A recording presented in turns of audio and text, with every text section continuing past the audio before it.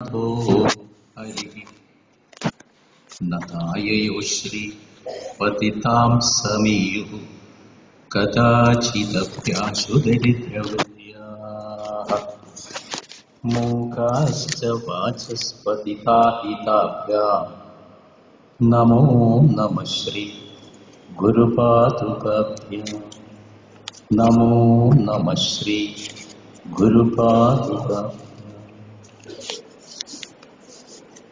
വേദിയിൽ ഉപവിഷ്ടരായ പുണ്യാത്മാക്കളെ, സദസ്സിൽ ഉപവിഷ്ടരായ ധന്യാത്മാക്കളെ, എല്ലാവർക്കും പ്രത്യേകം നമസ്കാരം. ആദ്യമായി ഇന്നിവിടെ ഒരു പ്രബന്ധം അവതരിപ്പിക്കുവാൻ അവസരം തന്ന ഇതിൻ്റെ സംഘാടകരോട് കൃതജ്ഞത പറഞ്ഞുകൊണ്ട് വിഷയത്തിലേക്ക് പ്രവേശിക്കുകയാണ്. വിഷയത്തിൻ്റെ പേര് മരണാനന്തര ക്രിയയുടെ ശാസ്ത്രീയത എന്നാണ്.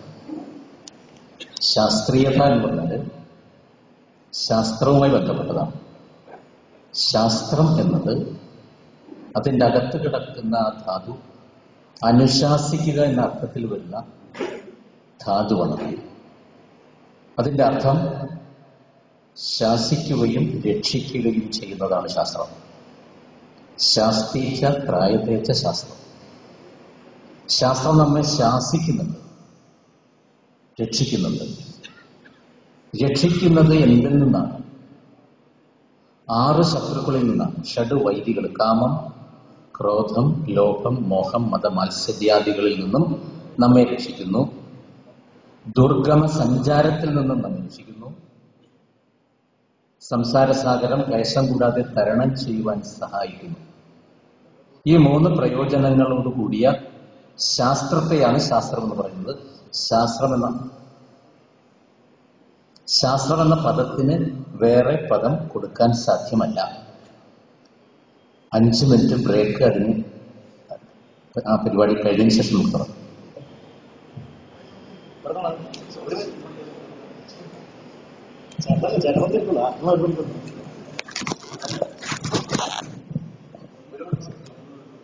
പൈതൃക ഭൂമിയായ കൊടുങ്ങല്ലൂരിന്റെ മണ്ണിൽ ജനിച്ച് ജനസേവന പ്രവർത്തനങ്ങളിലൂടെ രാഷ്ട്രീയ മണ്ഡലങ്ങളിൽ ഉന്നത സ്ഥാനം അലങ്കരിക്കുന്ന കൊടുങ്ങല്ലൂരിലെ ജനപ്രിയൻ ബഹുമാന്യനായ MLA ശ്രീ VR സുനിൽകുമാറിനെ അന്ത്യകർമ്മ വിചാര സത്രത്തിന്റെ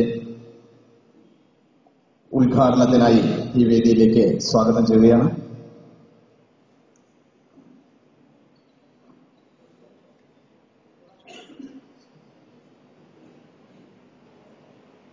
ശാസ്ത്രം എന്ന പദം കൊണ്ട് അർത്ഥമാക്കുന്നത് ശാസിക്കുകയും രക്ഷിക്കുകയും ചെയ്യുന്നതാണ് ശാസ്ത്രം. ഗീതോപദേശ സമയത്ത് കൃഷ്ണൻ പറഞ്ഞു, തസ്മാത് ശാസ്ത്രം പ്രമാണത്തെ കാര്യാകാര്യ വ്യവസ്ഥിതവും. അർജുന, നീ എന്ത് കാര്യം ചെയ്യണം, എന്ത് കാര്യം ചെയ്യരുത് എന്ന് നിനക്ക് സംശയം വരുന്ന ഘട്ടത്തിൽ നീ ശാസ്ത്രത്തിന്റെ പുറകെ പോയിക്കോളും. ശാസ്ത്രം അനുസരിച്ചിട്ടല്ലാതെ കർമ്മം ചെയ്യരുത്. ഈ ശാസ്ത്രം എന്ന് പറയുന്നത് എന്തെല്ലാം ഗ്രന്ഥങ്ങളാണ്. 4 വേദങ്ങൾ ശാസ്ത്രമാണ്. ഋക്ക്, യജു, സാമ, അഥർവാച. ഭാരതം പഞ്ചരാത്രകം. മഹാഭാരതം ശാസ്ത്രമാണ്, പഞ്ചരാത്രം ശാസ്ത്രമാണ്, മൂലരാമായണം ശാസ്ത്രമാണ്. ഇത് കൂടാതെ വേദത്തിന്റെ ഭാഗമായ സംഹിതകള്, ബ്രാഹ്മണങ്ങള്, ആരണ്യകങ്ങള്, ഉപനിഷത്തുകള്, ഇതൊക്കെ ശാസ്ത്രമാണ്. ശ്രീമദ് ഭാഗവതം ശാസ്ത്രം. കലൗ ധീരേണ ഭാഷിതം. ശ്രീമദ് ഭാഗവതവും ശാസ്ത്രമാണ്, പുരാണം ശാസ്ത്രമാണ്. അപ്പൊ ഈ ഇത്രയും ഗ്രന്ഥങ്ങളിൽ എന്തെല്ലാം കാര്യങ്ങളാണോ പറഞ്ഞിരിക്കുന്നത്, മരണാനന്തരം ക്രിയകൾ ചെയ്യുന്നത് ഗ്രന്ഥങ്ങളിൽ അടിസ്ഥാനപ്പെടുത്തിയിട്ടാണോ ഇല്ലയോ എന്നതാണ് ഇന്നത്തെ ഈ ഒരു ചർച്ചാ വിഷയം. ശാസ്ത്രം എന്ന് പറഞ്ഞാൽ, ഈ ഒരു കർമ്മത്തിന്റെ ശാസ്ത്രീയത എന്ന് പറഞ്ഞാൽ അത് ഭൗതികമായിട്ടും ചിന്തിക്കാം, ആത്മീയമായിട്ടും ചിന്തിക്കാം. ക്ഷേത്രത്തിൽ പോയി തീർത്ഥം വാങ്ങുന്നു, ആ തീർത്ഥത്തിന്റെ ശാസ്ത്രീയത എന്താണ് എന്ന് ചിന്തിക്കുമ്പോൾ അത് ഭൗതികവും ആത്മീയവുമായിട്ട് നമുക്ക് പറയാം. തുളസിയില ഇട്ടിട്ടാണ് അത് തരുന്നത്. തുളസിയിൽ 2 കോമ്പൗണ്ടുകളുണ്ട്, ഒസിമീൻ, ഒസിമോൺ. ഈ 2 കോമ്പൗണ്ടുകൾ അതിലടങ്ങിയിരിക്കുന്നതുകൊണ്ട് അത് ആദ്യം തന്നെ സേവിക്കുന്ന സമയത്ത് രക്തം ശുദ്ധീകരിക്കുന്നു. തീർത്ഥത്തിന്റെ ശാസ്ത്രീയത എന്ന് പറയുന്നത് ഈ 2 കോമ്പൗണ്ടുകളാണ്. എന്നത് ഭൗതികമായിരിക്കുന്ന വ്യാഖ്യാനമാണ്. ചന്ദനം തൊടുന്നത് എന്തിനു വേണ്ടിയാണ്? ചന്ദനസ്യ മഹത്ത് പുണ്യമെന്ന് മഹർഷി പറഞ്ഞിട്ടുണ്ട്. അത് ആത്മീയമാണ്. അതിൽ സാൻഡലിൻ, സാൻഡലാൽ 2 കോമ്പൗണ്ടുകളുണ്ട്. അത് തൊടുന്നത് വഴി തൊലിയെ ശുദ്ധീകരിക്കുന്നു, തൊലിക്ക് എനർജൈസേഷൻ ഉണ്ടാക്കി തരുന്നു. ആ സാൻഡലിൻ, സാൻഡലാൽ എന്നതാണ് ചന്ദനം തൊടുന്നതിന്റെ ശാസ്ത്രീയത. ഇത് ഭൗതികമായിരിക്കും. ഒരു ഗണപതി ഹോമം ചെയ്യുന്ന സമയത്ത് അതിന്റെ അകത്ത് 3 സാധനങ്ങൾ പ്രധാനമാണ്. ഒന്ന്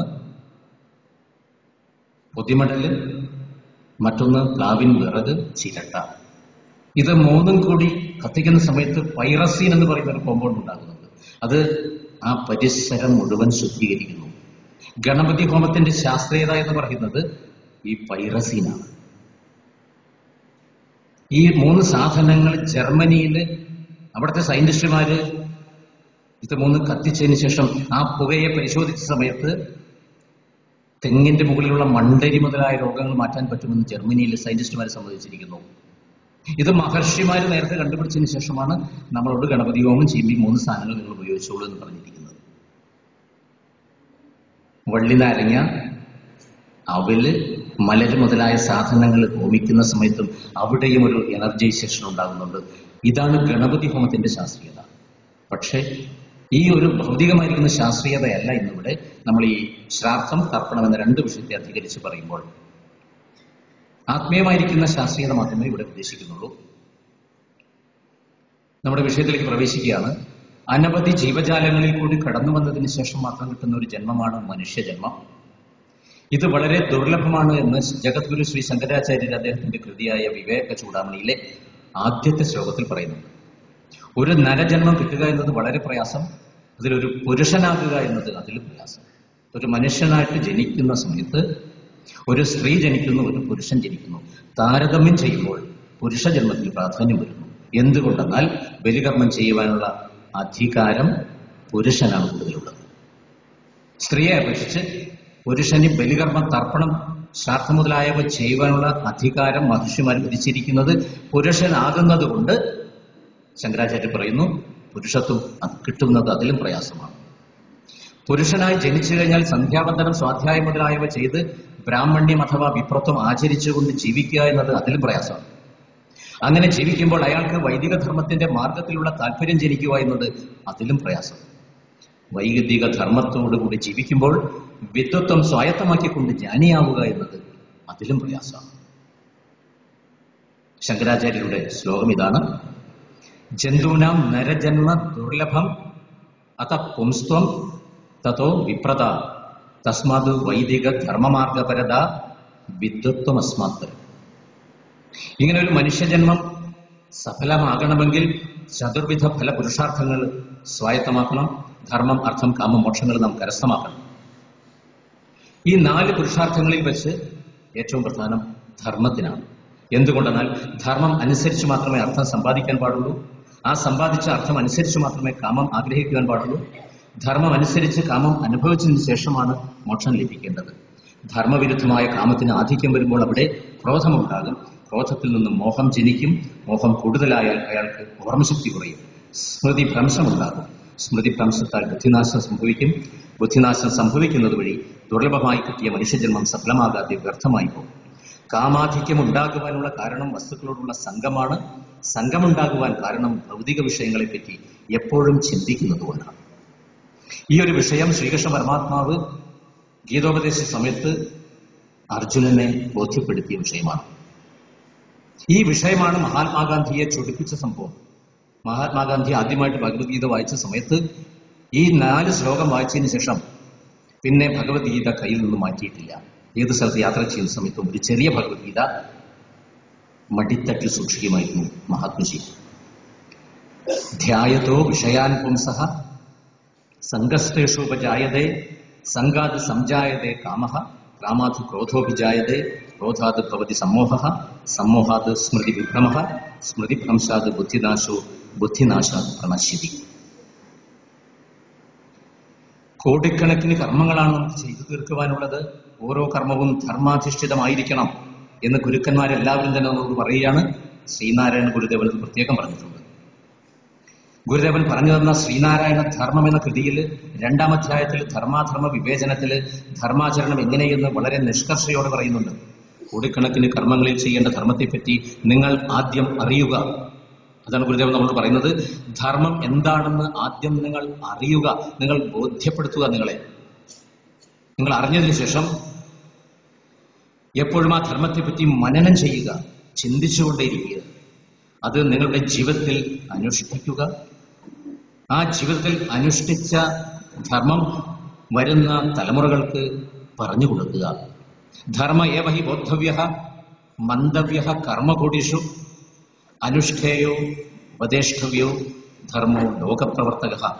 ഈ ലോകം പ്രവർത്തിക്കുന്നത് ധർമ്മത്തെ അടിസ്ഥാനപ്പെടുത്തിയിട്ടാണ്. ധർമാചരണം പൂർണ്ണമാകണമെങ്കിൽ നാം ഗൃഹസ്ഥാശ്രമത്തിലേക്ക് പ്രവേശിക്കണം. വിവാഹം എന്നതൊരു ചടങ്ങല്ല, ഇതൊരു സംസ്കാരമാണ്. ഏറ്റവും പ്രധാനപ്പെട്ട സംസ്കാരത്തിൽ കൂടിയാണ് ഇത് സാധിക്കേണ്ടത്. ധർമാർത്ഥ കാമമോക്ഷങ്ങൾ സാധിക്കുവാൻ ഭാര്യ ഒരു ഹേതുവാകുന്നു. ഒരു സ്ത്രീക്ക് ഒരു പുരുഷനും, ഒരു പുരുഷന് സ്ത്രീയും ആവശ്യമാണ്.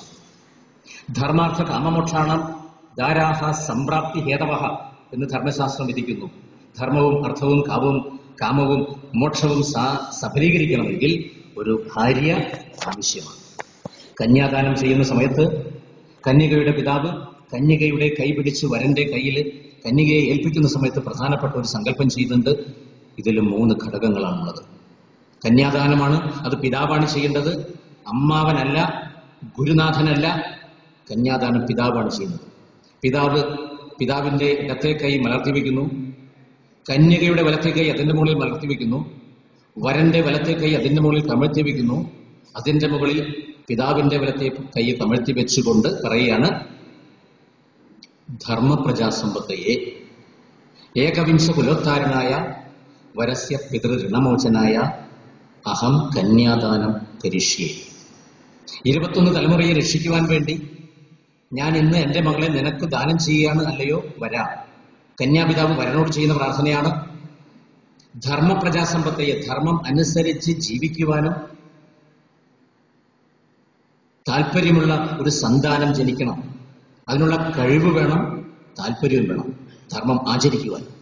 ഇങ്ങനെ ഒരു സന്താനത്തെ ജനിപ്പിക്കാൻ വേണ്ടിയാണ് ഞാൻ ഇന്ന് നിനക്ക് എന്റെ മകൾ ദാനം ചെയ്യുന്നത്. വരന്റെ പിതൃക്കളുടെ കടം വീട്ടുവാൻ വേണ്ടിയാണ് ഞാൻ ദാനം ചെയ്യുന്നത്. 21 തലമുറയെ രക്ഷിക്കണമെങ്കിൽ കഴിഞ്ഞ 10 തലമുറയെ രക്ഷിക്കണം, വരാനിരിക്കുന്ന 10 തലമുറയെ രക്ഷിക്കണം, ഇപ്പോൾ നിങ്ങളുടേതായ തലമുറ, വരന്റെയും വധുവിന്റെയും തലമുറ, അങ്ങനെ 21 തലമുറയെ രക്ഷിക്കുവാൻ വേണ്ടിയാണ് ഞാൻ ഇന്ന് എന്റെ മകളെ നിനക്ക് ദാനം ചെയ്യുന്നത്.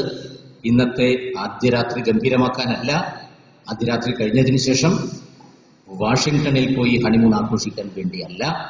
ഈ 3 കാര്യങ്ങളുമായി ബന്ധപ്പെടുത്തിക്കൊണ്ടാണ്. ഈ 3 കാര്യങ്ങളും പിതൃക്കളുമായി ബന്ധപ്പെട്ടതാണ്. ധർമ്മം അനുസരിച്ചിട്ടുള്ള പ്രജ ഉണ്ടാകണമെങ്കിൽ ഗർഭിണിചര്യ കൃത്യമായിട്ട് ചെയ്തിരിക്കണം. എന്നാൽ മാത്രമേ ആ സന്താനത്തിന് തർപ്പണവും ശ്രാദ്ധവും ആചരിക്കുവാനുള്ള താല്പര്യമുണ്ടാവുകയുള്ളൂ. ഈ 3 ഘടകങ്ങൾ കന്യാദാന സമയത്ത് ചെയ്യുന്നത് മരണാനന്തര ക്രിയയുമായി ബന്ധപ്പെട്ട ഒരു വിഷയമാണ്. ആ ഏകവിംശ കുലോത്താരണം എന്ന് പറയുന്നത് 21 തലമുറയെ രക്ഷിക്കണം. മരിച്ചുപോയ 10 തലമുറകളെയും ഭാവിയിൽ വരാനിരിക്കുന്ന 10 തലമുറകളെയും വധൂവരന്മാരുടെ തലമുറയെയും, അങ്ങനെ 21 തലമുറകളുടെ ശുദ്ധീകരണം ശ്രാർത്ഥം, തർപ്പണം മുതലായവ ചെയ്തുകൊണ്ടാണ് തലമുറകളെ ശുദ്ധീകരിക്കേണ്ടത്. ഒരാൾ മരിച്ചതിന് ശേഷം സ്മാരകം പണിതു കഴിഞ്ഞാൽ അത് ശുദ്ധീകരണം ആവുകയില്ല. തർപ്പണവും ശ്രാദ്ധവും ആചരിച്ചേ പറ്റൂ. വരന്റെ പിതൃഋണമോചനം, വരന്റെ കുടുംബത്തിൽ മരിച്ചവരുടെ ശുദ്ധീകരണം, അവരുടെ പിതൃകടം വീട്ടുവാൻ വേണ്ടിയെന്നർത്ഥം. അമ്മയുടെ ഗർഭപാത്രത്തിൽ നിന്നും പുറത്തുവരുന്ന കുട്ടി 5 തരം കടങ്ങളുടെ ബാധ്യതയോടുകൂടിയാണ് ജനിക്കുന്നത്. ഋഷികടം, പിതൃകടം, ദേവകടം, മനുഷ്യകടം, ഭൂതകടം. ഇതിൽ ഏറ്റവും പ്രധാനം പിതൃകടമാണ്. എന്തുകൊണ്ടെന്നാൽ ഇതിന് 3 ഘടകങ്ങളുണ്ട്. ഒന്ന്, മാതാപിതാക്കൾ ജീവിച്ചിരിക്കുമ്പോൾ അവർക്ക് സമാധാനവും സുഖവും കൊടുത്തുകൊണ്ട് ജീവിക്കുക, അവർ പറഞ്ഞ കാര്യങ്ങൾ അനുസരിക്കുക, അവർ മരിച്ചതിന് ശേഷം ശ്രാദ്ധം, തർപ്പണം മുതലായവ ആചരിക്കുക. ശ്രാദ്ധം, തർപ്പണം മുതലായവ ചെയ്യുവാൻ വേണ്ടി സന്താനത്തെ ജനിപ്പിക്കണം. അതൊരു സൽസന്താനമായിരിക്കണം. അതിനുവേണ്ടി ഗർഭിണിചര്യ കൃത്യമായി പാലിക്കണമെന്ന് ഗുരുദേവൻ പറഞ്ഞിട്ടുണ്ട്. ഒരു നല്ല സന്താനം ജനിച്ചാൽ മാത്രമേ ആ സന്താനത്തിന് ശ്രാദ്ധം ആചരിക്കുവാനുള്ള താല്പര്യം ഉണ്ടാവുകയുള്ളൂ. അതിനുവേണ്ടി ഗുരുദേവന്റെ കൃതിയിൽ ഒരു കാര്യം ഗുരുദേവൻ പറയുന്നുണ്ട്. ഗർഭാധാനാത് സമാരഭ്യ പിതരവും ബ്രഹ്മചാരിണവും. ഗർഭാധാനം തുടങ്ങി യൂറിൻ ടെസ്റ്റ് ചെയ്തതിന് ശേഷം പ്രഗ്നൻസി പോസിറ്റീവാണ് എന്ന് മനസ്സിലാക്കിയതിനു ശേഷം ആ ദമ്പതിമാർ രണ്ടുപേരും ബ്രഹ്മചാരികളായിട്ട് ജീവിച്ചു കൊള്ളണം. യാതൊരു കാരണവശാലും ലൈംഗികത അനുഭവിക്കാൻ പാടില്ല. അത് പ്രസവം കഴിയുന്നത് വരെയല്ല, മുലയൂട്ടൽ കഴിയുന്നത് വരെ യാതൊരു കാരണവശാലും ഇവർ ശരീരത്തിൽ തൊടാൻ പാടില്ല. ശബരിമലയ്ക്ക് പോകുന്ന സമയത്ത് എങ്ങനെയാണോ വ്രതമെടുക്കുന്നത് അങ്ങനെയാണ് ആ ഭാര്യ ഭർത്താക്കന്മാർ ജീവിക്കേണ്ടത്. ഇങ്ങനെ ജീവിച്ചാൽ മാത്രമേ ആ അകത്തിരിക്കുന്ന ഗർഭപാത്രത്തിലിരിക്കുന്ന കുട്ടിക്ക് എനർജൈസേഷൻ സംഭവിക്കുകയുള്ളൂ. അതിനിടയ്ക്ക് അവർ സെക്സ് ആസ്വദിക്കുകയാണെങ്കിൽ അതിന്റെ വൈബ്രേഷൻ ആ കുട്ടിയിലേക്ക് ഉണ്ടാകും. ആ കുട്ടി ഗർഭപാത്രത്തിൽ നിന്ന് പുറത്തു വന്നതിന് ശേഷം 2ാം ക്ലാസ്സിൽ പഠിക്കുന്ന സമയത്ത് തന്നെ ആ കുട്ടി പറയും, എതിർ ലിംഗത്തെ കാണുന്ന സമയത്ത് കുട്ടി പറയും ഐ ലവ് യു. നിങ്ങൾക്ക് ആൾസോ ലവ് യു പറയാൻ പറ്റുമോ? ഞാൻ നിങ്ങളെ ഐ ലവ് യു. ഇങ്ങനെ കുട്ടികൾ പിഴച്ചു പോകുന്ന കാരണം പ്രധാനമായിട്ടും കുട്ടികളുടെ കുറ്റമല്ല, മാതാപിതാക്കളുടെ കുറ്റമാണ് എന്ന് ശ്രീനാരായണ ഗുരുദേവൻ അദ്ദേഹത്തിന്റെ കൃതിയിൽ പറഞ്ഞിരിക്കുന്നു. ഗർഭാധാനാത് സമാരഭ്യ, ഗർഭാധാനം മുതൽ ആരംഭിച്ചിട്ട് ഗർഭാധാനത് സമാരഭ്യ പിതരവും ബ്രഹ്മചാരിണവും. ശബരിമല പോകുന്ന സമയത്ത് എങ്ങനെയാണോ രണ്ടുപേരും മാറിക്കിടക്കുന്നത് അതുപോലെ മാറിക്കിടന്നു കൊള്ളണം. സ്യാദ് ശിശോഹു സ്തന്യപാന നിവൃത്യന്തം, ശിശുവിന്റെ മുലയൂട്ടൽ കഴിയുന്നത് വരെ കർശനമായിട്ടും ഈ നിഷ്കർഷ പാലിച്ചു കൊള്ളണം. പ്രസവം കഴിഞ്ഞതിന് ശേഷം ഒന്ന് എൻജോയ് ചെയ്തു കൂടെ എന്നാണെങ്കിൽ ആ സമയത്ത് മുലയൂട്ടൽ ചെയ്യുന്ന സമയത്ത് ആ മുലൽപ്പാലിൽ കൂടി അതിന്റെ വൈബ്രേഷൻ സംഭവിക്കും, മുലപ്പാൽ ദുഷിക്കും, അതിൽ ലൈംഗികത കയറും. ആ ലൈംഗികതയുടെ പാലാണ് കുട്ടി കുടിക്കുന്നത്. അങ്ങനെ കുടിക്കുന്ന സമയത്ത് കുട്ടിക്ക് സെക്സ്വൽ വൈബ്രേഷൻ കൂടുതലുണ്ടാവും. ചെറിയ പ്രായത്തിൽ തന്നെ ഇത് ആസ്വദിക്കാനുള്ള ആഗ്രഹം ഉണ്ടാകുന്നു. സൽസന്താനത്തെ ജനിപ്പിക്കണമെങ്കിൽ, മരണാനന്തര ക്രിയ ചെയ്യുന്ന ഒരു നല്ല സന്താനം ജനിക്കണമെങ്കിൽ നേരത്തെ മുതൽ ചില കാര്യങ്ങൾ ചെയ്യുവാനുണ്ട്. അതിൽ ആദ്യപടി ഗർഭിണിചര്യയാണ് എന്ന് ഗുരുദേവൻ പ്രത്യേകം പറഞ്ഞിരിക്കുന്നു. നാം ഓരോരുത്തരും ജനിക്കുമ്പോൾ അമ്മയുടെ ഗർഭപാത്രത്തിൽ നിന്ന് ഒറ്റയ്ക്ക് പുറത്തു വരികയും ഒറ്റയ്ക്ക് വിടവാങ്ങുകയും ചെയ്യുന്നു. ആർക്കും സ്ഥായിയായ നിലനിൽപ്പില്ല. മാത്രമല്ല, ജനനം മുതൽ സമയത്തിന്റെ ഏറ്റവും ചെറിയ അളവിൽ പോലും നമുക്ക് മരണം സംഭവിച്ചുകൊണ്ടിരിക്കുന്നു. അതായത് രൂപമാറ്റം സംഭവിക്കുന്നു. ഇതിന്റെ വ്യക്തമായ ഉദാഹരണമാണ് ജീവിതചക്രത്തിൽ ഉണ്ടാകുന്ന ബാല്യം, കൗമാരം, യൗവനം, വാർദ്ധക്യം എന്നീ 4 അവസ്ഥകൾ. ബാല്യം മരിക്കുമ്പോൾ കൗമാരം ജനിക്കുന്നു, കൗമാരം മരിക്കുമ്പോൾ യൗവനം ജനിക്കുന്നു, ഇതിനുശേഷവും യൗവനവും മരിക്കുന്നു. ഈ മരണങ്ങൾ നമ്മുടെ കൂടപ്പിറപ്പാണ്. വാൽമീകി മഹർഷി ഒരിക്കൽ പറഞ്ഞു, മരണം നമ്മുടെ കൂടെ സഞ്ചരിക്കുന്നു, കൂടെ ഇരിക്കുന്നു, ദീർഘയാത്രയിൽ കൂടെ അനുഗമിക്കുന്നു, കൂടെ മടങ്ങുകയും ചെയ്യുന്നു. പക്ഷേ അതിനെപ്പറ്റി നമുക്ക് യാതൊരു ചിന്തയുമില്ല. അയൽപക്കത്തൊരു മരണം നടന്നു കഴിഞ്ഞാൽ വലിയ പ്രശ്നമൊന്നും നമുക്കില്ല. നമ്മളും അങ്ങനെ മരിക്കുമെന്നുള്ളൊരു ധാരണ നമ്മൾക്ക് വരുന്നില്ല. നമ്മൾ കുറെ നാൾ ജീവിക്കുമെന്നുള്ള ധാരണയോട് തന്നെയാണ് നമ്മൾ മുന്നോട്ട് പോയിക്കൊണ്ടിരിക്കുന്നത്. മഹർഷി പറഞ്ഞ വാക്ക് ഇതാണ്, സഹൈവ മൃത്യുർ വ്രജതി സഹ മൃത്യുർ നിഷീദതി ഗത്വ സുദീർഘം അധ്വാനം സഹ മൃത്യുർ നിവർത്തതേ. രാമായണ ശ്ലോകമാണത്. ഈ ഭൂമിയിൽ ജനിച്ചവർക്ക് മാത്രമാണ് മരണമുള്ളത്. ജനിക്കുവാനും മരിക്കുവാനുമുള്ള കാരണം അവന്റെ മുൻജന്മ കർമ്മവാസന ഒന്ന് മാത്രമാണ്. ശങ്കരാചാര്യര് അദ്ദേഹത്തിന്റെ മോഹമുദ്ഗരം എന്ന കൃതിയിൽ ഭജഗോവിന്ദം ഭജഗോവിന്ദം എന്ന് തുടങ്ങുന്ന കൃതിയിൽ ഇത് വ്യക്തമാക്കിയിട്ടുണ്ട്. പുനരവി ജനനം, പുനരവി മരണം, പുനരവി ജനനി ജഠരേ ശയനം. ഇപ്രകാരം പല ജന്മങ്ങളിലും പല ആഗ്രഹങ്ങൾ നമുക്ക് ഉണ്ടാകുന്നു. ആഗ്രഹനാശം സംഭവിക്കുന്നത് വരെ പല യോനികളിലായി നമുക്ക് ജന്മമെടുക്കേണ്ടി വരുന്നു. ഒരു മനുഷ്യജന്മം കിട്ടിയാൽ നാം ഈശ്വരന് വിധേയമായി ജീവിക്കേണ്ടി വരുന്നു. പല മനുഷ്യജന്മങ്ങളും ഈശ്വര വിധേയമാക്കിയതിനു ശേഷം അവസാനത്തെ മനുഷ്യജന്മത്തിൽ നാം ഈശ്വരനെ സാക്ഷാത്കരിക്കുകയും ഈശ്വര സാക്ഷാത്കാരം എന്ന പദം കൊണ്ട് അർത്ഥമാക്കുന്നത് ഈശ്വരനെ പ്രത്യക്ഷമായി സത്യമായി അനുഭവിക്കുക എന്നതാണ്. ഈശ്വരനെ അനുഭവിക്കുന്നത് 4 തരത്തിലാണ്. ആ സാക്ഷാത്കാരം കൊണ്ടാണ് മുക്തി ലഭിക്കേണ്ടത്. മുക്തിയിൽ കൂടി മാത്രമേ ആത്മാവിന്റെ മോചനവും സ്വാതന്ത്ര്യവും ലഭിക്കുകയുള്ളൂ. ശ്രീമദ് ഭാഗവതത്തില് കപില ഭഗവാൻ ദേവഹൂതിയോട് പറയുന്നുണ്ട്, 5 തരത്തിലുള്ള മുക്തിയെ പറ്റി പറയുന്നുണ്ട്. സാലോക്യമുക്തി, സാമീപ്യമുക്തി, സാർഷ്ട്യമുക്തി, സാരൂപ്യമുക്തി, സായുജ്യമുക്തി. ഇത് ഏത് തരത്തിലുള്ള ഒരു മുക്തി നമുക്ക് ലഭിക്കണമെങ്കിലും ഒരു ഊർജം നമുക്ക് ആവശ്യമാണ്. ഈ മുക്തി കിട്ടണമെങ്കിൽ ഇവിടെ ചില കാര്യങ്ങൾ നമ്മൾ ചെയ്തു തീർക്കേണ്ടി വരുന്നു. ജന്മം എന്ന പദത്തില് ജകാരവും മകാരവും അടങ്ങിയിരിക്കുന്നുണ്ട്. ആ ജകാരം എന്ന് പറയുന്നതാണ് ജന്മം, മകാരം എന്ന് പറയുന്നത് മരണമാണ്. രണ്ടും ജന്മത്തിലടങ്ങിയിരിക്കുന്നു. ജനിക്കുമ്പോൾ തന്നെ നമ്മുടെ മരണവും നിശ്ചയിക്കപ്പെടുന്നുണ്ട്. 5 കാര്യങ്ങൾ ഗർഭപാത്രത്തിൽ വെച്ച് തീരുമാനിക്കപ്പെടും. പുരുഷന്റെ ബീജവും സ്ത്രീയുടെ അണ്ഡവും കൂടിച്ചേർന്ന് ഗർഭപാത്രത്തിൽ പ്രവേശിച്ചതിന് ശേഷം 51 ദിവസത്തിനുള്ളിൽ അവിടെ 5 കാര്യങ്ങൾ തീരുമാനിക്കും. ഇത് യാതൊരു കാരണവശാലും മാറ്റാൻ പറ്റുന്നതല്ല. ആദ്യം തീരുമാനിക്കുന്നത് ആയുസ്സാണ്. എത്ര നാൾ വരെ നമ്മൾ ജീവിക്കും, പിന്നീട് ജോലി എന്ത് ചെയ്യും, എന്തുമാത്രം വിദ്യ അഭ്യസിക്കും, എന്തുമാത്രം ധനം സമ്പാദിക്കും, എന്ന് മരിക്കും, എങ്ങനെ മരിക്കും, ഇത് നേരത്തെ തീരുമാനിച്ച കാര്യമാണ്. യാതൊരു കാരണവശാലും ഇത് മാറ്റാൻ സാധ്യമല്ല. ആയു കർമ്മച വിത്തഞ്ച വിദ്യ നിധനമേവച പഞ്ച ഏതേ നനു കൽപ്യന്തേ ഗർഭകത്വേന ദേഹിനാം. പുരാണത്തിൽ മഹർഷി പറഞ്ഞ സംഭവമാണ്. നമ്മുടെ മനോബുദ്ധി ഇന്ദ്രിയങ്ങളിൽ തങ്ങി നിൽക്കുന്ന ഒരു തമോ ഗുണ വായുവിന്റെ പ്രവർത്തന ഫലമായി വിശേഷബുദ്ധിയുള്ള നമ്മെ കാമക്രോധലോഭമോഹ മത മാത്സര്യാദികളിൽ പ്രേരിതരാക്കി ദുഷ്കർമ്മങ്ങൾ ചെയ്യിപ്പിക്കുവാൻ പ്രയത്നിപ്പിക്കുന്നു. ഈ വായുവിന്റെ പ്രവർത്തന ഫലമായി നമ്മുടെ മനസ്സിനെയും ഇന്ദ്രിയങ്ങളെയും നമുക്ക് നിയന്ത്രിക്കാൻ സാധിക്കാതെ വരുന്നു. ഇത് തന്നെയാണ് ഗീതോപദേശ സമയത്ത് ഗീത കുറെ ഉപദേശിച്ചു കൊടുത്തതിന് ശേഷം അർജുനൻ പറയുന്നുണ്ട്, ചഞ്ചലം ഹി മന കൃഷ്ണ.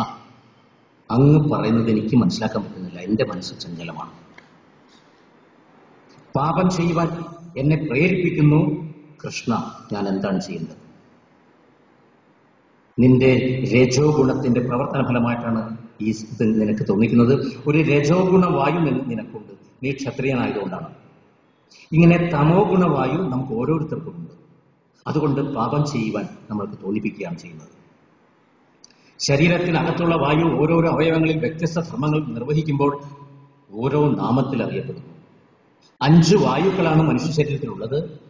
പ്രധാനപ്പെട്ട 5 വായുക്കളുടെ പേര് പ്രാണൻ, അപാനൻ, സമാനൻ, ഉദാനൻ, വ്യാനൻ.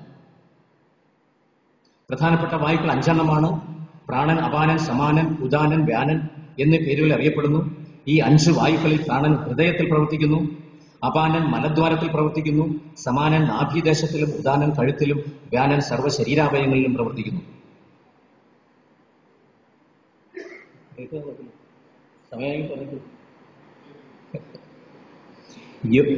പറഞ്ഞാൽ മതി. യോഗചൂടാമണി ഉപനിഷത്ത് എന്നൊരു ഉപനിഷത്തുണ്ട്. യോഗചൂടാമണി ഉപനിഷത്ത്. ആ ഉപനിഷത്തിൽ ഇത് പറയുന്നുണ്ട്. പ്രാണാപാന സമാനാഖ്യ വ്യാനോദാനോച്ച വായവ നാഗ കൂർമോധ കൃകലോ ദേവതത്വോ ധനഞ്ജയ ഹൃദി പ്രാണോ സ്ഥിതോ നിത്യം അപാനോ ബുധമണ്ഡലേ സമാനോ നാഭിദേശേതു ഉദാന കണ്ഠമധ്യഗ വ്യാന സർവശരീരേതു പ്രധാന പഞ്ചവായവ. പ്രാധാന്യം കുറഞ്ഞ ഉപപ്രാണന്മാർ 5 വേറെയുണ്ട്. ഏമ്പക്കം, തുപ്പൽ മുതലായവ ഉണ്ടാക്കുന്നത് നാഗൻ എന്ന വായുവാണ്. പ്രാണൻ, അപാനൻ, സമാനൻ മുതലായവ 5 പ്രധാനപ്പെട്ട വായുക്കളാണ്. അതില് പ്രാണൻ ഹൃദയത്തില്, അപാനൻ മലദ്വാരത്തില്, സമാനൻ നാഭീദേശത്തില്, ഉദാനൻ കഴുത്തിലും, വ്യാനൻ സർവ്വശരീരാവയവങ്ങളിലും പ്രവർത്തിക്കുന്നു. ഇത് പ്രധാനപ്പെട്ട 5 പ്രാണങ്ങൾ. ഇനി ബാക്കിയുള്ള ഉപപ്രാണന്മാർ 5 പേര്. അതിൽ ആദ്യത്തേത് നാഗൻ. ഏമ്പക്കം വരുത്തുക, ഭക്ഷണം കഴിച്ചതിന് ശേഷം ഒരു വായു പുറത്തേക്ക് വരിക. തുപ്പൽ വരുത്തുക, ഇതൊക്കെ ഉണ്ടാക്കുന്നത് നാഗൻ എന്ന വായുവാണ്. കണ്ണുമിഴിക്കുക, കണ്ണ് തുറക്കുക, അടയ്ക്കുക മുതലായവ ചെയ്യിപ്പിക്കുന്നത് കൂർമൻ എന്ന വായുവാണ്. തുമ്മുക, ചുമ വരുത്തുക, കൃകലനും കോട്ടുവായിടുന്നത് ദേവദത്തനുമാകുന്നു. ഒരാൾ മരിച്ചു കഴിഞ്ഞാൽ ഈ പറഞ്ഞ 9 വായുക്കളും ശരീരം വിട്ടു പോവുകയും എന്നാൽ 10ാമത്തെ വായുവായിരിക്കുന്ന ധനഞ്ജയൻ ശരീരം വിട്ടു പോകാതിരിക്കുകയും ചെയ്യുന്നു. പ്രധാനപ്പെട്ട 5 വായുക്കൾ കഴിഞ്ഞു, അവർ പുറത്തു പോകും. പിന്നീട് പറഞ്ഞ 4 വായുക്കൾ പുറത്തു പോകും. ധനഞ്ജയൻ എന്ന് പറഞ്ഞ അവസാനത്തെ വായു യാതൊരു കാരണവശാലും മനുഷ്യ ശരീരം വിട്ടു പോവുകയില്ല. ഒരാൾ മരിച്ചു കഴിഞ്ഞാൽ ഈ 9 വായുക്കളും ശരീരം വിട്ടു പോവുകയും എന്നാൽ 10ാമത്തെ വായുവായ ധനഞ്ജയൻ മരണശേഷവും എല്ലാ ശരീരാവയവങ്ങളിലും ബന്ധിച്ചു നിൽക്കുകയും ചെയ്യുന്നു. ഇത് പ്രഭാഷണം പറയുന്ന ആളുടെ അഭിപ്രായമല്ല. ഇതൊക്കെ പ്രമാണസഹിതം മാത്രമേ ഇവിടെ പറയുന്നുള്ളൂ. ന ജഹാദി മൃതം വാപി സർവവ്യാപി ധനഞ്ജയ. മരണശേഷം ശരീരത്തിലെ ചൈതന്യം അഥവാ സത്ത് നഷ്ടപ്പെടുമ്പോഴാണ് നമ്മൾ സത്ത് പോയി എന്ന് പറയുന്നത്. അത് മലയാളത്തിൽ പറയുമ്പോൾ ചത്തുപോയി എന്ന് പറയുന്നു. സത്താണ് പോയത്, ചൈതന്യമാണ് പോയത്. അത് മലയാള ഭാഷയിൽ പറഞ്ഞ് ചത്തുപോയി എന്ന് പറയും. വായു എന്നതിന്റെ ഒരു പര്യായ ശബ്ദമാണ് മരുത്ത് എന്നത്. വായുക്കൾ പോയി അഥവാ മരുത്തുപോയി എന്ന് പറയുന്നത് പിന്നീട് മരിച്ചുപോയി എന്ന് പറയും. മരുത്തുപോയി, അത് മരിച്ചുപോയി. സത്തുപോയി, അതാണ് ചത്തുപോയത്.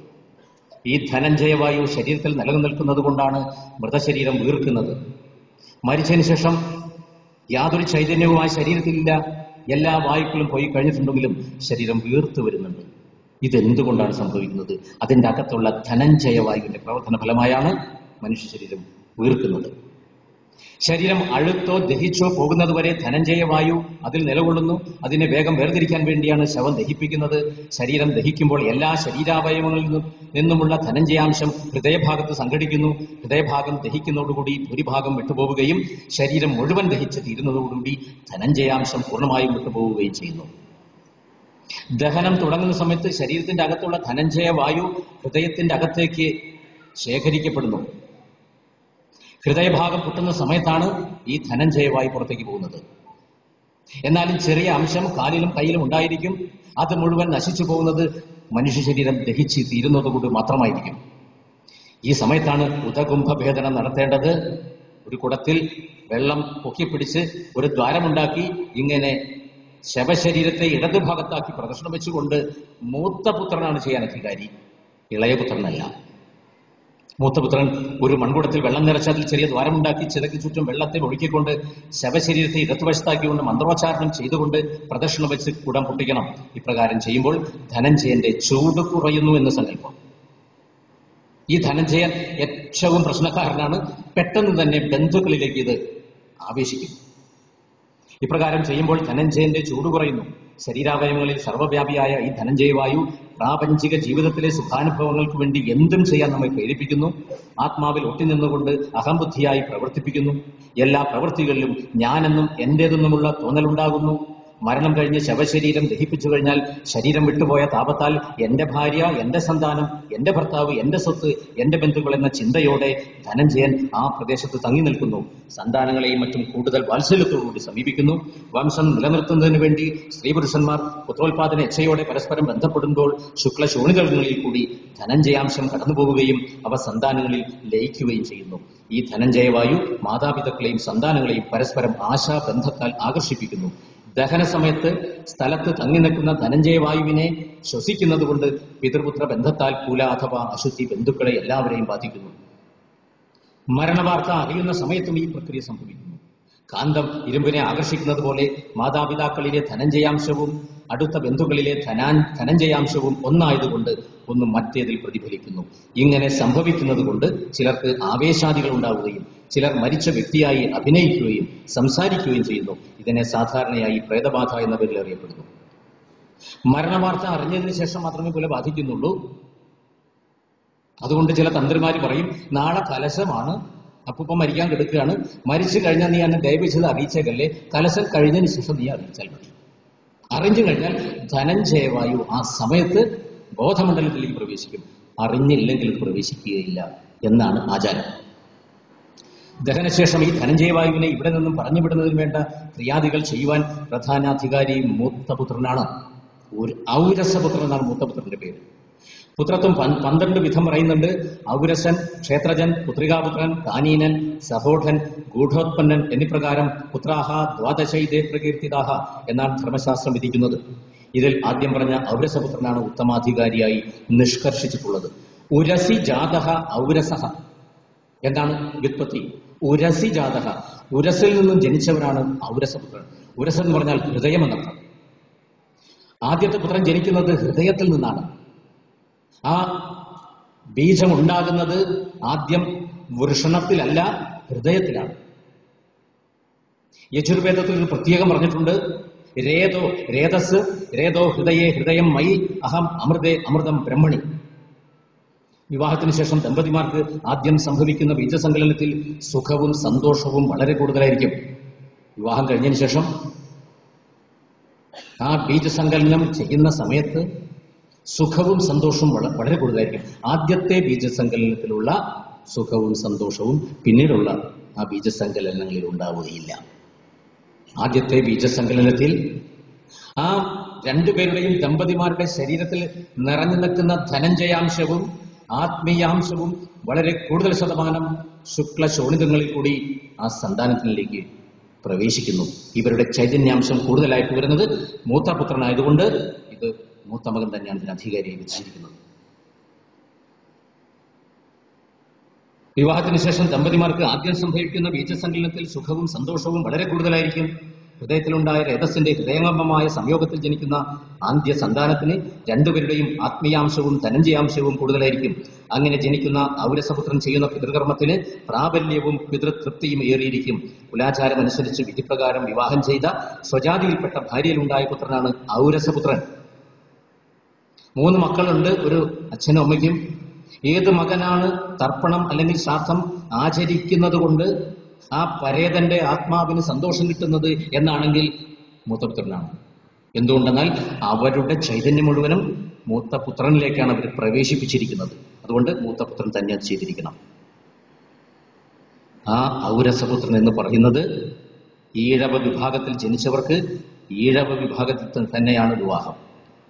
ഇന്റർകാസ്റ്റ് മാരേജിൽ ഔരസപുത്രൻ ജനിക്കുന്നില്ല എന്നാണ് പറയുന്നത്. സങ്കരോ നരകായൈവ എന്ന് ഗീതയിൽ അർജുനൻ കൃഷ്ണനോട് പറയുന്നുണ്ട്. സങ്കരോ നരകായൈവ കുലഘ്നാനാം കുലസ്യജ. കൃഷ്ണ മുമ്പിൽ നിൽക്കുന്നത് മുഴുവനും ക്ഷത്രിയ വിഭാഗമാണ്. ഇതിലൊരു ബ്രാഹ്മണനോ വൈശ്യനോ ശൂദ്രനോ ഇല്ല.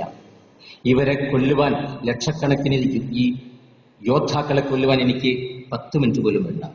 അർജുനന്റെ കയ്യിൽ ഒരു ആയുധമുണ്ട്. അതൊരു മന്ത്രം ജപിച്ചതിന് ശേഷം ആ അസ്ത്രം വിടുന്ന സമയത്ത് പെട്ടെന്ന് 10 പെട്ടെന്ന് 100 അത് അവസാനിക്കുന്നത് 1000 ഏകഥ ദശഥ ചൈവ ശതഥ ച സഹസ്രഥ രണേ പാർത്ഥശരോ വൃഷ്ടി. കൃഷ്ണ, 1000കണക്കിന് അസ്ത്രം എന്റെ കയ്യിൽ നിന്ന് വിട്ട് ഈ ലക്ഷക്കണക്കിന് സോൾജറെ കൊല്ലുവാൻ 2-3 മിനിറ്റ് എനിക്ക് മതി. പക്ഷേ കൃഷ്ണ, ഈ ക്ഷത്രിയ വിഭാഗത്തിൽപ്പെട്ട ഗൃഹസ്ഥന്മാരാണ് ഇവിടെ ഭൂരിഭാഗവും വന്നിരിക്കുന്നത്. ഇവരുടെ ഭാര്യമാര് വീട്ടിലിരിക്കുകയാണ്. ഈ ഭാര്യമാര് ഈ ഭർത്താക്കന്മാർ മുഴുവനും മരിച്ചതിന് ശേഷം ശൂദ്ര വിഭാഗത്തിലോ വൈശ്യ വിഭാഗത്തിലോ ആയിട്ടുള്ള പുരുഷന്മാരുമായിട്ട് ലൈംഗിക ബന്ധം നടത്തി അതിൽ കുട്ടികളുണ്ടാവും. ആ കുട്ടികൾ ബലികർമ്മം ചെയ്തു കഴിഞ്ഞാൽ പിതൃക്കൾ ബലി സ്വീകരിക്കാതെ പിതൃലോകത്തിൽ നിന്നും നരകത്തിലേക്ക് പതിക്കൂലേ കൃഷ്ണ? ഞാനിത് ചെയ്യണോ? ലുപ്ത പിണ്ടോദക ക്രിയാഹ, പിണ്ടം ലോപിച്ചവരായിട്ട് തീരില്ലേ കൃഷ്ണ? ഇതെന്തിനു വേണ്ടി വ്യാസമഹർഷി അർജുനനെ കൊണ്ട് പറയിപ്പിക്കുന്നു? ഇന്റർകാസ്റ്റ് മാരേജ് വേണോ വേണ്ടയോ എന്ന് നിങ്ങൾ തീരുമാനിച്ചോളൂ. ഇവിടെ ഔരസപുത്രൻ എന്ന് പറയുന്നത് സ്വജാതിയിൽപ്പെട്ട ഭാര്യയിലുണ്ടായ പുത്രനാണ് ഔരസപുത്രൻ. ആദ്യ വിവാഹം ഒഴിവാക്കുകയോ അതിൽ കുലാചാരം അനുസരിച്ച് വിധിപ്രകാരം ചെയ്ത സ്വജാതിയിൽപ്പെട്ട ഭാര്യയിലുണ്ടായ പുത്രനാണ് ഔരസപുത്രൻ. ആദ്യ വിവാഹം ഒഴിവാക്കുകയോ അതിൽ സന്താനങ്ങൾ ജനിക്കാതെ ആ വ്യക്തി 2ാമത്തെ വിവാഹം കഴിക്കുകയോ ചെയ്താൽ അതിൽ ജനിക്കുന്ന പുത്രനെയും ഔരസപുത്രനായി കണക്കാക്കുന്നു. ആദ്യ ഭാര്യയിലുണ്ടായ 2ാമത്തെ പുത്രനും 2ാം ഭാര്യയിലുണ്ടായ 2ാമത്തെ പുത്രനും ക്ഷേത്രജപുത്രൻ എന്ന പേരിലാണ് അറിയപ്പെടുന്നത്. അത് ഔരസപുത്രനല്ല. പുത്രൻ എന്ന പദത്തിന്റെ അർത്ഥം എങ്ങനെയെന്ന് ബ്രഹ്മാവിനാൽ പറയപ്പെട്ടിട്ടുണ്ട്. പുത്ത് എന്ന പേരുള്ള നരകത്തിൽ നിന്നും പിതാവിനെ രക്ഷിക്കുന്ന സന്താനത്തെയാണ് പുത്രൻ എന്ന പേരിൽ അറിയപ്പെടുന്നത്. പുന്നാമ നരകാത് യസ്മാത് പിതരം ത്രായതേ സുതഃ തസ്മാത് പുത്ര ഇതി ഖ്യാത സ്വയം പ്രോക്ത സ്വയംഭുവ. സ്വയംഭു പറഞ്ഞതാണ്. ബ്രഹ്മാവ് സ്വന്തം അഭിപ്രായത്തിൽ പറഞ്ഞ ശ്ലോകമാണത്. അതുകൊണ്ട് മരണാനന്തര ക്രിയ ചെയ്താൽ മാത്രമേ സന്താനത്തിന് പുത്രത്വം ലഭിക്കുകയുള്ളൂ. പുത്രനാകണമെങ്കിൽ ഗർഭപാത്രത്തിൽ നിന്ന് പുറത്തു വന്നാൽ പോരാ, മരണാനന്തര ക്രിയ ചെയ്തിരിക്കണം. എന്നാൽ മാത്രമേ സന്താനം പുത്രനായി മാറുകയുള്ളൂ.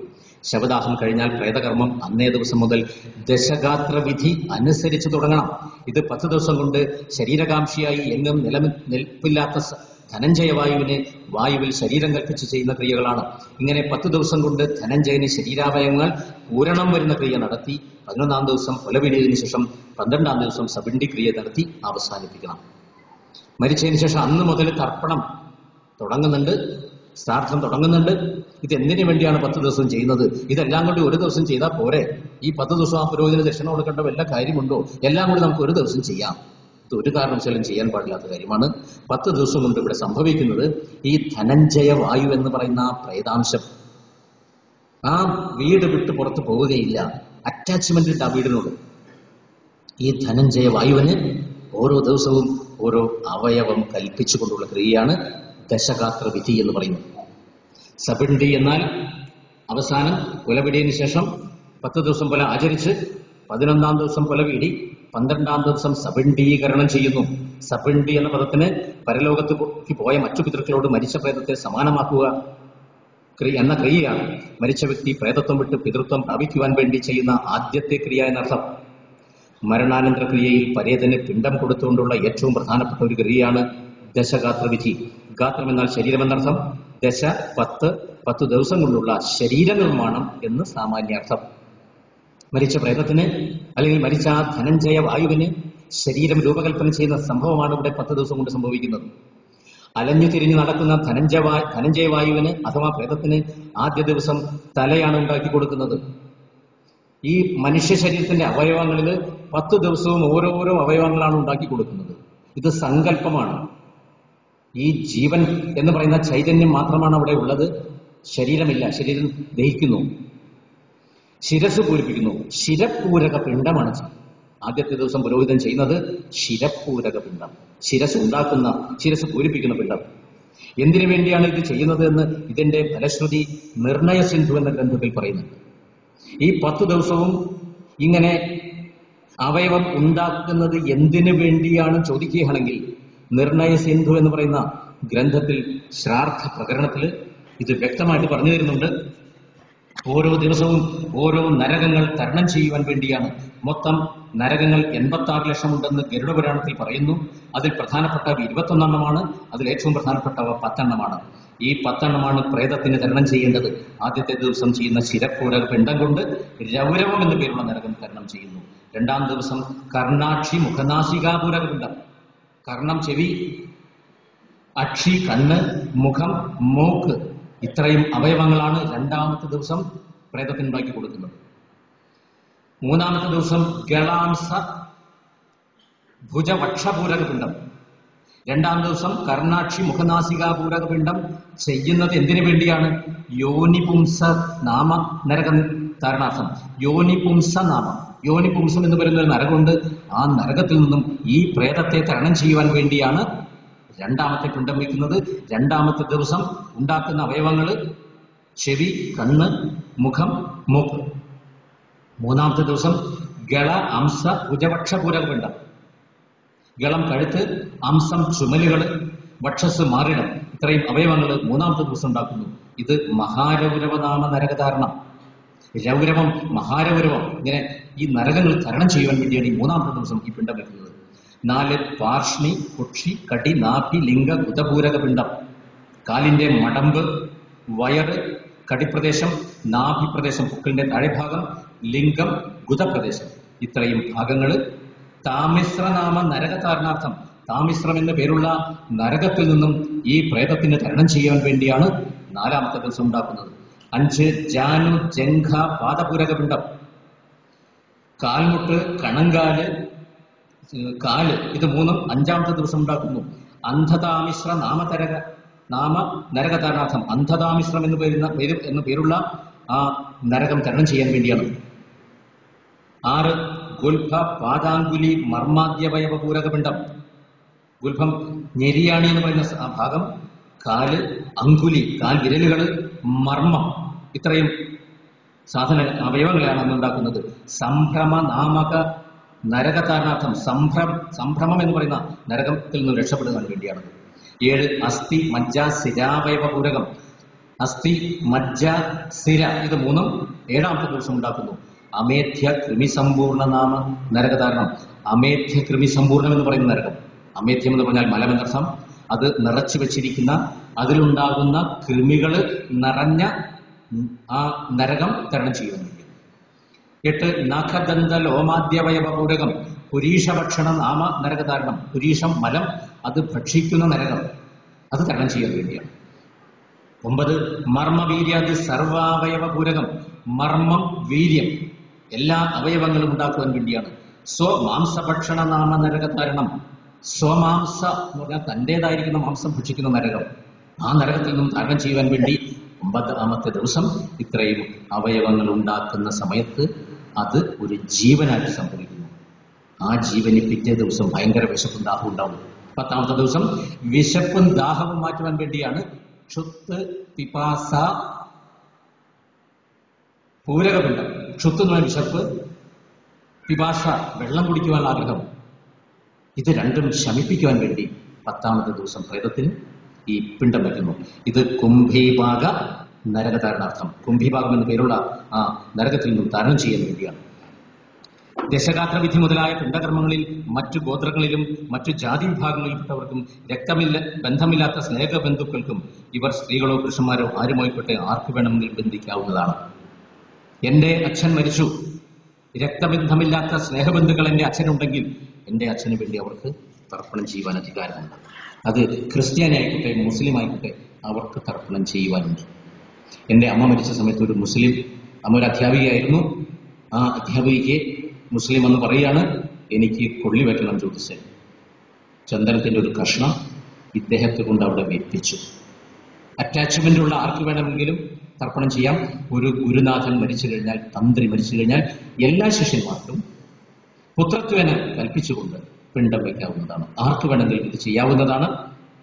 പരേതന് അനവധി ശിഷ്യന്മാരുണ്ടെങ്കിൽ ആർക്ക് വേണമെങ്കിലും ഇത് പങ്കെടുത്ത് ക്രിയാദികൾ ചെയ്യാം. ഗുരുവിന്റെ തർപ്പണം ശിഷ്യന് ചെയ്യുവാൻ നിയമമുണ്ട്. 1-ാം ദിവസം ക്രിയ ചെയ്യുന്നവൻ 10 ദിവസവും അതിൽ സഹകരിക്കണം. 1-ാം ദിവസവും യാതൊരു ദ്രവ്യം കൊണ്ടാണോ പിണ്ടസങ്കല്പം ചെയ്തത് ആ ദ്രവ്യം തന്നെ 10 ദിവസവും ചെയ്യണം. അന്യഗോത്ര സുഗോത്രവ നാരീവ യതിവ പുമാൻ പ്രഥമേ അഹനി യോ ദദ്യാത് സ ദശാഹം സമാപയത് പ്രഥമേ അഹനി യദ് ദ്രവ്യം തദേവ സ്യാത് ദശാഹികം. 10 ദിവസം കൊണ്ട് ദശഗാത്ര പൂർണ്ണക്രിയ തീരുന്നു.